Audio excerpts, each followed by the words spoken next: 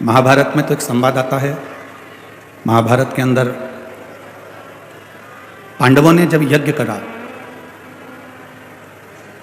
और पांडवों ने उस यज्ञ में घंटा लगाया। पहले यज्ञ का एक नियम था, यज्ञ का एक क्रम था कि जब विद्वान ब्राह्मण यज्ञ कराते थे तो यज्ञ की जो पूर्ण आहुति होती थी, उस पूर्ण आहुति में जो घंटा लगाया जाता था वो अपने आप बज जाता था।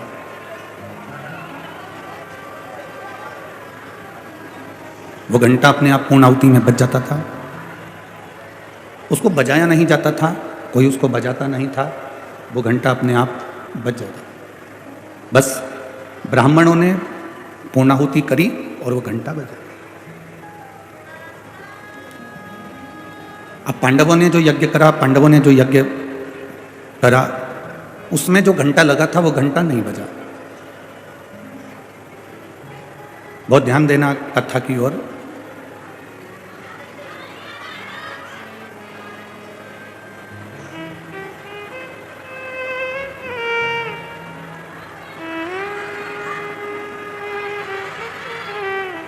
यज्ञ का जो घंटा बंधा हुआ था वो बजा नहीं। अब युधिष्ठिर के मन में एक प्रश्न उठ गया। युधिष्ठिर के मन में एक प्रश्न ये जागृत हुआ कि हमने यज्ञ अच्छा करवाया, अनुष्ठान अच्छा करवाया, ब्राह्मण साधु संत गुरुजन भी आए, उन्होंने इस यज्ञ का दर्शन भी किया, अनुष्ठान भी पूरा हुआ, पर यह यज्ञ का घंटा क्यों नहीं बजता? कारण क्या है? युधिष्ठिर ने अर्जुन को बुलाया, नकुल सहदेव को बुलाया और कहा कि एक काम करो, जरा पता करो, यज्ञाचार्य को बुलाया जाए और यज्ञाचार्य से पूछा जाए कि ये यज्ञ का घंटा आखिर बजता क्यों नहीं। ये अर्जुन ब्राह्मण देवता के पास में गए, यज्ञाचार्य के पास में गए और उनसे निवेदन किया कि शास्त्र रीति के अनुसार हमने ये यज्ञ में जो घंटा लगाया है, ये घंटा तो पूर्णाहुति पर बज जाना चाहिए। अगर यज्ञ की पूर्णाहुति होती है तो ये घंटा बजना चाहिए। पर आज तो गजब की बात है कि पूर्णाहुति हो गई और ये यज्ञ का घंटा नहीं बज रहा। यज्ञाचार्य ने कहा, महाराज जी, हमने तो जो यज्ञ करवाया वो बहुत अच्छा करवाया, हमारी तरफ से जो यज्ञ हुआ है वो यज्ञ में कोई कमी नहीं। फिर कमी कहां पर है? तो यज्ञाचार्य ने कहा, कमी केवल एक जगह पर है। यज्ञ पूर्णाहुति की आपने जो भंडारा प्रसादी रखी है, भोजन जो रखा है, और आपने कह दिया कि भंडारा है, भंडारा है, भंडारा है, भंडारा है, और पूरे नगर में आपने निमंत्रण दे दिया कि भंडारा है, अलाउंस फिरवा दिया, गाड़ी फिरवा दी, सबको निमंत्रण करवा दिया कि भंडारा है। यज्ञाचार्य ने कहा, इसमें एक गलती कहीं ना कहीं हो रही है। यज्ञ दो तरह का होता है जिसमें सांकल्य दी जाती है, आहुतियां दी जाती है। एक यज्ञ वो है और दूसरे नंबर का यज्ञ वो है आपने पूरे नगर में जो भोजन का निमंत्रण दिया, और नगर में जो भोजन का निमंत्रण दिया उसमें से कोई ना कोई एक व्यक्ति, दो व्यक्ति भोजन करने नहीं आए, भंडारे का प्रसाद लेने के लिए नहीं आए, इसलिए ये यज्ञ का घंटा नहीं बजा। मेरी माताएं यहां पर बैठी हैं, मेरी जीजियां बैठी हैं, मेरे भाई, मेरे जीजा लोग बैठे हैं। आपके स्मरण में होगा, जो बुजुर्ग माताएं हैं वो जानती हैं, हम कोई उद्यापन करते हैं, चतुर्थी का उद्यापन करा, करवा चौथ का उद्यापन करा, कोई तीज का उद्यापन करा, कोई उजमना करा, उद्यापन करा। तो जो उद्यापन करने वाला होता है, जो उजमना करने वाला होता है, वो पहले भोजन नहीं करता। जब उजमने में, उद्यापन में जितने लोगों को उसने आमंत्रित करा है, जितने लोगों को उसने बुलाया है, 16 जोड़े हैं, 15 जोड़े हैं, 20 जोड़े हैं, 25 जोड़े हैं, जितनों को उसने बुलाया, पहले उनको वो भोजन कराता, और भोजन कराने के बाद में फिर जिसने उजमना करा है, जिसने उद्यापन करा है, वो भोजन ग्रहण करता है। अब यज्ञाचार्य जी ने कहा कि आपने जो घंटा बांधा है वो घंटा तो बज जाता, पर कोई ना कोई भूखा जरूर है, कोई ना कोई भूखा रह गया। अब भीतर जब एक संकल्प लेकर हम कोई कार्य करते हैं तो कहीं ना कहीं उसमें थोड़ी ना थोड़ी अड़चन जरूर आती है, पर कार्य सफल करना यह परमात्मा के हाथ में होता है।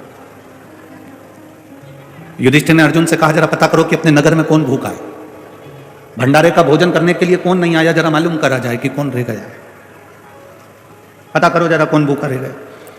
अर्जुन, नकुल, सहदेव, भीम सब गए, सब पता लगा रहे हैं कि भूखा कौन रह गया। एक कुटिया में एक बाबा जी रह रहे थे, एक कुटिया में एक संत रह रहे। पूछा, अर्जुन ने जाकर निवेदन करा, बाबा आपने भोजन किया? बाबा कहते हैं नहीं।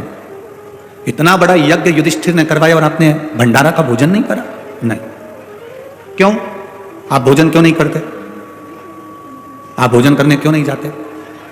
संत ने कहा, देखो महाराज, हम भोजन करने इसलिए नहीं जाते क्योंकि हमारा पुण्य सारा की सारा युधिष्ठिर के पास चला जाए। हम चाहते हैं कि युधिष्ठिर अपना पुण्य हमको दे।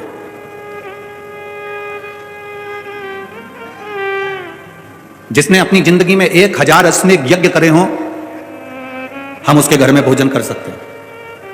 जिसने अपनी जिंदगी में 1000 अश्वमेध यज्ञ का हमें फल दे दिया हो, हम उसके घर में भोजन कर सकते हैं। हमें भोजन की दक्षिणा नहीं चाहिए, परंतु हमको 1000 अश्वमेध यज्ञ का फल चाहिए।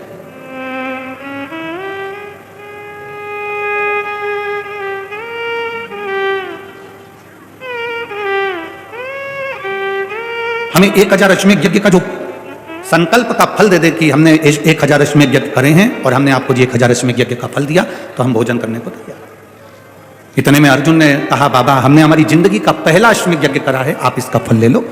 संत ने कहा, नहीं नहीं, हम एक अश्वमेध यज्ञ का फल नहीं ले सकते, हमको तो 108 अश्वमेध यज्ञ का फल चाहिए। अर्जुन की आंखों में जल भर गया। युधिष्ठिर, नकुल, भीम सब स्तुप्त होकर देखते रहे, सब स्तुप्त होकर देख रहे।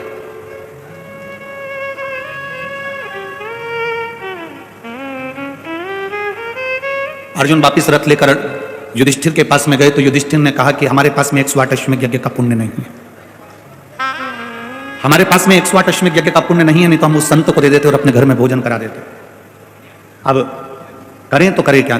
द्रौपदी के कानों में शब्द गया,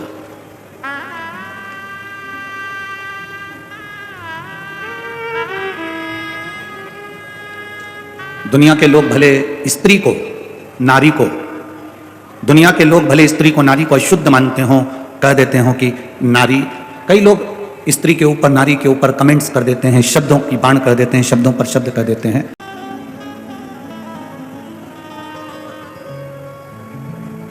दशरथ जी के घर में संतान नहीं हुई,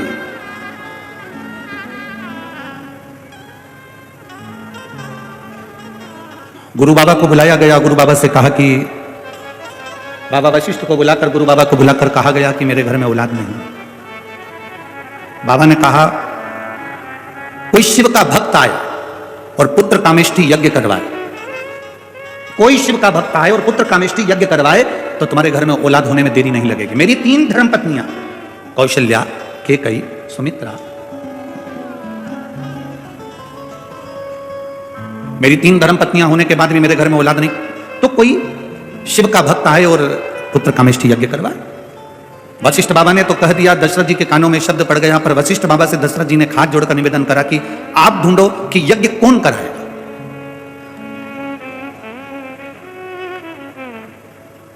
यज्ञ कराएगा तो कराएगा कौन?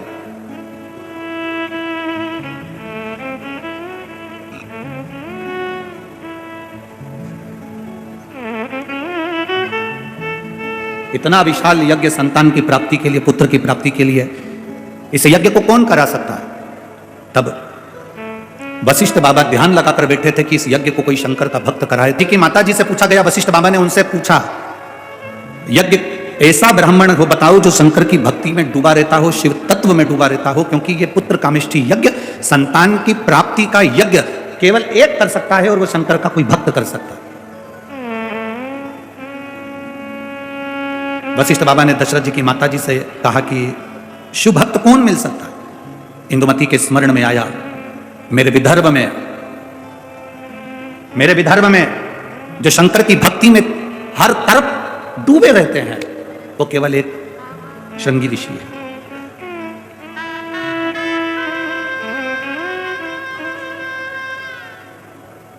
स्कंद पुराण के कभी स्मरण में विदर्भ को पढ़ना। स्कंद पुराण के विदर्भ को यदि आप पढ़ेंगे तो विदर्भ में आप पढ़ेंगे कि दशरथ जी की माता जी ने, इंदुमती जी ने कह दिया वशिष्ठ बाबा से आप चिंता मत करो, अगर पुत्र कामेष्टि यज्ञ करवाना है तो मेरे मायके में विदर्भ में जो हमारे घर के राजगुरु हैं श्रृंगी बाबा, उनको निमंत्रण दिया जाए। एक स्त्री मार्गदर्शक बन जाती है, एक स्त्री मार्ग बताने वाली हो जाती है, उनको बुलाया जाए। ये अमरावती की धरा से स्कंद पुराण कहती है, विदर्भ का वर्णन करते हुए कहती है, अमरावती से चांदूर बाजार की ओर जब हम जाते हैं तो वहाँ वन पर्व में वन क्षेत्र के अंतर्गत श्रृंगी बाबा का एक स्थान है जिसको तपवनेश्वर कहते हैं, जिसको तपवनेश्वर कहते हैं। आप लोग गए हैं? जरा जम के बोलो। अच्छा अच्छा,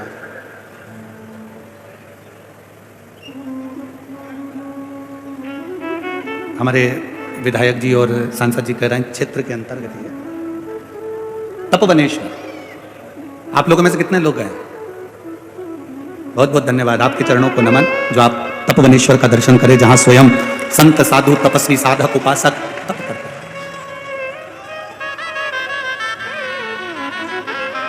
तपवनेश्वर जहां पर श्रृंगी बाबा बैठकर तप साधना में लीन थे, तप में लीन।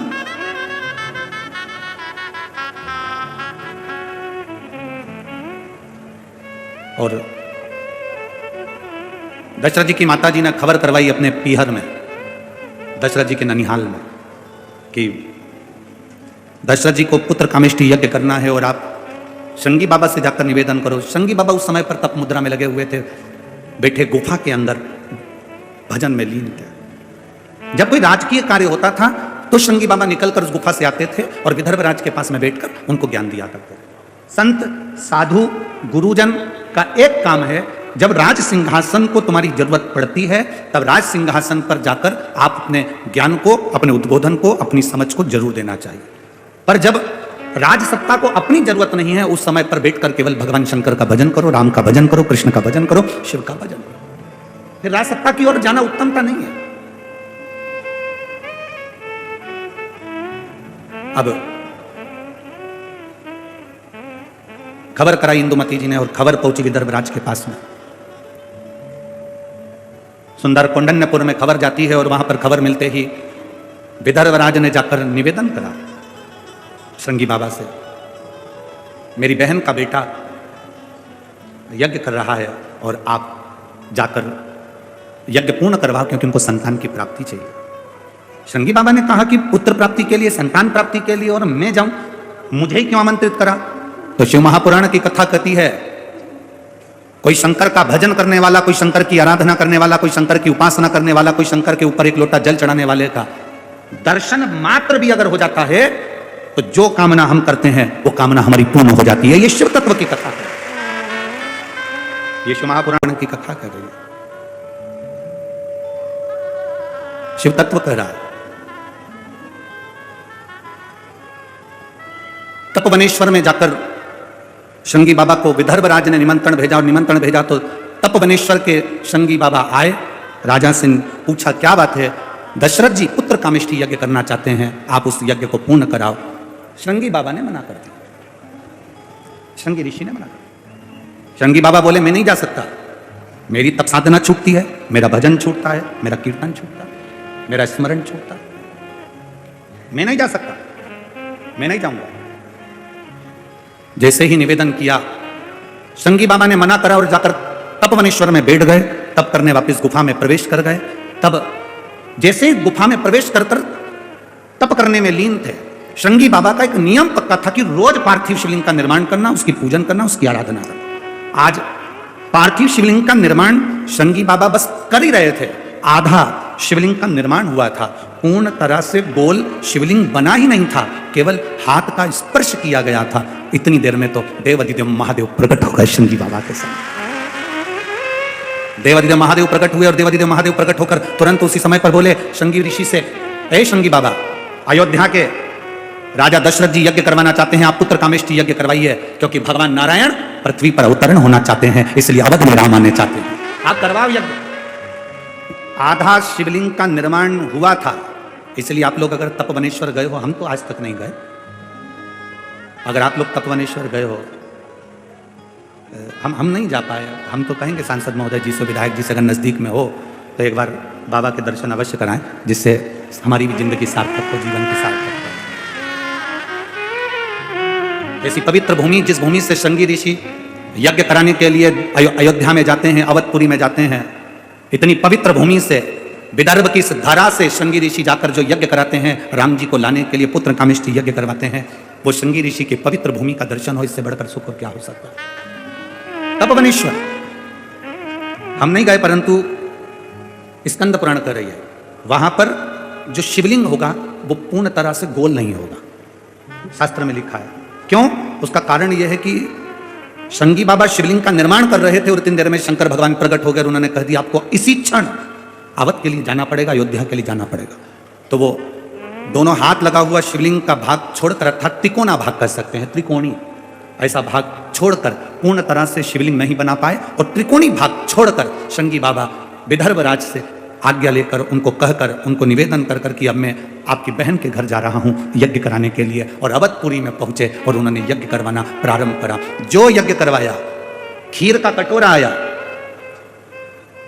उस खीर के पात्र को शृंगी बाबा ने वशिष्ठ बाबा से कहकर दशरथ जी को दिलवाया। तो दशरथ जी महाराज के मन में एक भाव उत्पन्न हुआ कि ये खीर का जो कटोरा आया है, ये खीर खाने से संतान की प्राप्ति हो सकती है। जो प्रश्न आज के लोगों को लगता है, सफेद आंकड़े की जड़ बांधने से क्या संतान की प्राप्ति हो सकती है, बेलपत्र खाने से क्या रोग का निवारण हो सकता है, शिवजी पे चढ़े हुए जल को पीने से क्या हमारे शरीर का रोग, शुगर, बीपी, थायराइड, सोरेसिस जैसी बीमारियां भी समाप्त हो सकती हैं, क्या हमारा किडनी लीवर भी ठीक हो सकता है, क्यों नहीं? वशिष्ठ बाबा ने कहा, जिस खीर के पात्र को अग्निदेव ने दिया है, ये खीर का पात्र कोई साधारण नहीं है, इस खीर के पात्र में स्वयं शिव की भक्ति करने वाले शृंगी बाबा का हाथ का स्पर्श हो गया है, और शिव की कृपा जब होती है तो संतान की प्राप्ति होती ही है, ये निश्चित है। कल्या के कई सुमित्रा पाएंगी, संतान का सुख होगा। वशिष्ठ बाबा ने कहा, शिव भक्त भगवान शंकर की आराधना करने वाले शृंगी ऋषि का हाथ का स्पर्श हुआ। अब केवल शिव भक्त के हाथ का स्पर्श हुआ तो इतना फल मिल सकता है। जिस शिवलिंग की तुम पूजन कर रहे हो, उस पर चढ़ा हुआ जल, उस पर स्पर्श करा हुआ बेलपत्र जब हम खाते हैं, धारण करते हैं, तो विचार करना क्या हमारी जिंदगी की सार्थकता नहीं बनती है? सारी समस्या का हल बोल बम का नारा है। क्या हमारे दुख नहीं कर सकते? जब शृंगी बाबा पहुंचे, पुत्र कामेष्टि यज्ञ करवाया, तब माता कौशल्या, केकई और सुमित्रा जी के गर्भ से संतान की प्राप्ति हुई। मेरी जीजियों, 20 साल 25 साल भी शादी को हो गए और संतान नहीं है तो चिंता ना करना, एक बार बाबा की भक्ति जरूर करना। तुम रुकेश्वर महादेव का नाम लेना, तुम रुका जी का नाम लेकर, रजोधर्म के 7वें दिन सफेद आंकड़े की जड़ लेकर शंकर के शिवालय पर से 21 बार घुमाकर नंदी के पास खड़े होकर शिव को देखते हुए अपनी कमर में उसको लाल धागे में जरूर बांधना। प्रतिदिन शिव जी को 1 लोटा जल जरूर चढ़ाओ, उस जल का आचमन करो, नंदी के पास बैठकर जल का आचमन कर कर फिर अपने घर की ओर जाओ। मेरा बाबा आपकी सुनी गोद में देगा जरूर, ये निश्चित है, वो खाली नहीं। दशरथ जी महाराज की माता जी ने मार्ग बताया तो शृंगी बाबा ने पुत्र कामेष्टि यज्ञ करवाया। मंदिर यज्ञ का वो घंटा नहीं बजा, युधिष्ठिर, नकुल, सहदेव, भीम सब सोच में पड़ गए कि वो 108 अश्वमेध यज्ञ का पुण्य कौन दे। युधिष्ठिर, नकुल, सहदेव, भीम, अर्जुन जब अंत में मौन होकर बैठ गए कि हमारा ये यज्ञ का घंटा नहीं बजेगा, कब तक नहीं बजेगा? जब तक वो संत भोजन नहीं करेगा, और संत को भोजन कराना मतलब 108 अश्वमेध यज्ञ का पुण्य देना। अब 108 अश्वमेध यज्ञ जिसने करे हो वो दे दे, जिसने 108 अश्वमेध यज्ञ करे हो वो दे। अब 108 अश्वमेध यज्ञ कौन दे सकता है? जिसने करे। युधिष्ठिर, नकुल, सहदेव, भीम, अर्जुन जब थक गए कि कोई नहीं मिलता, कौन संत को 108 अश्वमेध यज्ञ का पुण्य देगा, और पुण्य देगा तब जाकर वो यज्ञ का घंटा बजेगा, कौन दे सकता? द्रौपदी ने देखा कि मेरे पति आज दुखी हैं, पूछा क्या हो गया? बस यज्ञ का घंटा नहीं बजा है और यज्ञ अधूरा रह गया है। कब बजेगा? यज्ञ ब्राह्मण देवता कर रहे हैं, यज्ञ आचार्य कर रहे हैं, हमने यज्ञ पूरा करवा दिया, बस कोई भूखा रह गया। कोई भूखा रहा? हाँ। क्या कह रहा है वो भूखा व्यक्ति जो भूखा रह गया? वो क्या कह रहा है? उसका कहना है कि 108 अश्वमेध यज्ञ का पुण्य दो तो मैं भोजन करने चलूं। हमने तो अपनी जिंदगी का एक ही यज्ञ करा है और वो भी पूरा नहीं हुआ, तो हम पुण्य कैसे दे सकते? जिसने व्रत करा होगा वही तो व्रत देगा। शिव महापुराण की कथा क्या कह रही है? जगन्नाथपुरी में एकादशी उल्टी लटकी है। करें आप लोगों ने दर्शन? कितने लोगों ने करे दर्शन? मंदिर के बाहर एकादशी उल्टी लटकी है जगन्नाथपुरी में, क्योंकि श्रीमद् वल्लभाचार्य जी ने मायावाद का खंडन करा था। वहां जगन्नाथपुरी में एकादशी को उल्टी लटकाया गया। क्यों लटकाया गया? कभी पूछा जगन्नाथ जी में जाकर कि आपके यहां एकादशी उल्टी क्यों लटकी है? इस एकादशी ने करा क्या था जो तुमने उल्टा लटका दिया? पूछना था आपको जाकर। आप जगन्नाथ जी के दर्शन करने गए तो आपके मन में यह प्रश्न आना था कि एकादशी उल्टी क्यों लटकी। उसका एक कारण, कोई मर जाता है तो लोग एकादशी दान देते हैं। श्रीमद् वल्लभाचार्य जी ने कहा मरने के बाद जो तुमने एकादशी दी उसको मिली कि नहीं मिली पता नहीं। शिव महापुराण कहती है, श्रीमद् वल्लभाचार्य जी कहते हैं एकादशी दान का मतलब क्या होता है? जैसे किसी के मरने के बाद हम एकादशी देते हैं, उसका मतलब क्या होता है? उसका मतलब ये होता है कि हमने 25 एकादशी करी है, हमने पहले से अपनी एकादशी करते करते करते करते आ रहे हैं, तो अपनी एकादशी में से हम जो मर गया उस व्यक्ति को कुछ एकादशी दे दे। अपने जीते जी स्मरण कर कर उसको दो। हमने जब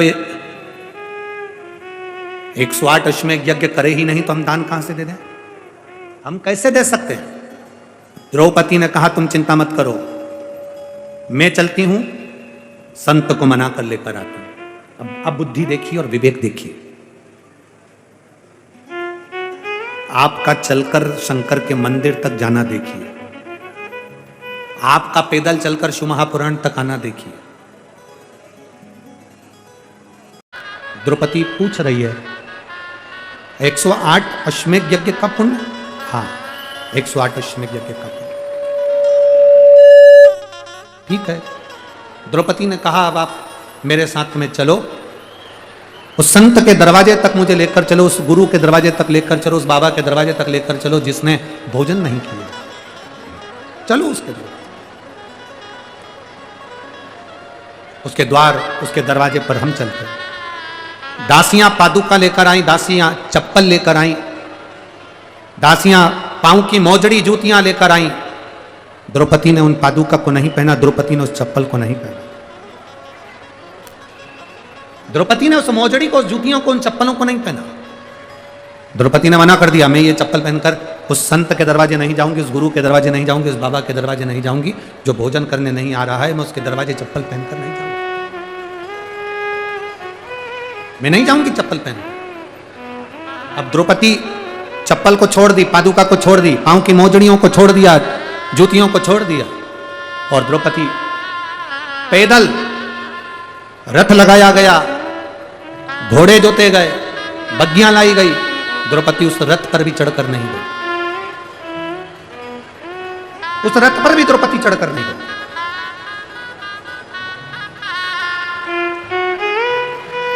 चल जा रही पहुंची संत के दरवाजे पर, हाथ जोड़कर द्रौपदी ने नमन कर कर कहा बाबा हमारे यहां चलकर भोजन ग्रहण करो।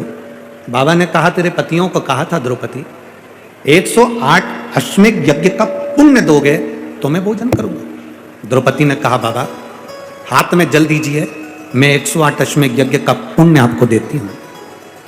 अर्जुन ने द्रौपदी से कहा द्रौपदी कैसी बात करती हो, जब हमने 108 अश्वमेध यज्ञ नहीं करे तो तुमने 108 अश्वमेध यज्ञ कैसे कर लिया। संत के चरणों में हाथ जोड़कर द्रौपदी ने कहा बाबा हमारे वेद, हमारे शास्त्र, हमारी पुराण कहती है जितने कदम चलकर किसी संत के दरवाजे पर जाते हैं, जितने कदम चलकर शिव महापुराण तक जाते हैं, जितने कदम चलकर शंकर को जल चढ़ाने शिवालय तक जाते हैं, उतने अश्वमेध यज्ञ हम अपनी जिंदगी के कर लेते हैं। किसी संत के दरवाजे पर, किसी गुरु के दरवाजे पर, बाबा भोलेनाथ जी के चरणों में और शंकर की शिव महापुराण तक जितने कदम चलकर हम जाते हैं, उतने अश्वमेध यज्ञ हम अपनी जिंदगी के कर लेते, उतने अश्वमेध। द्रौपदी कर रही है, बाबा आपके पास आने तक मैंने 5000 कदम चली हूं, 5000 अश्वमेध यज्ञ मेरे पास में है, उसमें से 108 अश्वमेध यज्ञ तुमको दिए, अब भोजन करने चाहिए, अब चलो भोजन करो। ए मेरी अमरावती की जीजियों, ये आपके पुण्य का, जिस समय पर सती मैया जलकर भस्म हो गई थी,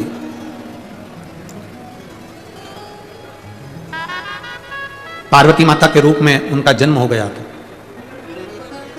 सती और पार्वती के बीच में एक जन्म माता सती का और था, जो कोयल का जन्म था। कोयल के जन्म जब माता सती को मिल गया, पार्वती का जन्म तो बाद में मिला, सती के जाने के बाद सती को जो अगला जन्म मिला था वो कोयल का मिला, पक्षी का, कोयल का। कोयल बनकर माता सती ने करा क्या था? बेलपत्री का जो वृक्ष था, उस वृक्ष की परिक्रमा वो कोयल लगाया करती थी। कोयल बेलपत्र के वृक्ष की परिक्रमा लगाती और कोयल बेलपत्री के वृक्ष के नीचे कोई अगर कुछ डालकर चले जाता उसको पा लेती। कोयल की योनि से छूट गई थी माता सती, तब पार्वती की योनि में आई थी और पार्वती बनकर उन्होंने शंकर की आराधना करी और शिव की आराधना कर कर फिर उन्होंने भगवान शंकर को प्राप्त कर लिया, शिव को प्राप्त किया। भगवान देवादिदेव महादेव भोलेनाथ माता पार्वती जी को ऐसे ही नहीं मिल गए, सती के रूप में, कोयल के रूप में, ना जाने कितने कितना तप साधना माता ने करा, तब जाकर पार्वती का जन्म मिला। और पार्वती के जन्म पाने पर भी उन्होंने जो तप साधना करा, उसका फल मिला कि शिव पार्वती को प्राप्त हो। आप अगर शिव महापुराण की कथा तक आए हो, मंदिर तक जा रहे हो, तो अपनी जिंदगी के कई अश्वमेध यज्ञ आप कर चुके। देवादिदेव महादेव माता पार्वती जी को लेकर पधार रहे हैं। अभी सुंदर मंगलमय आनंदमय विवाह भगवान शिव का पार्वती जी के साथ में होगा।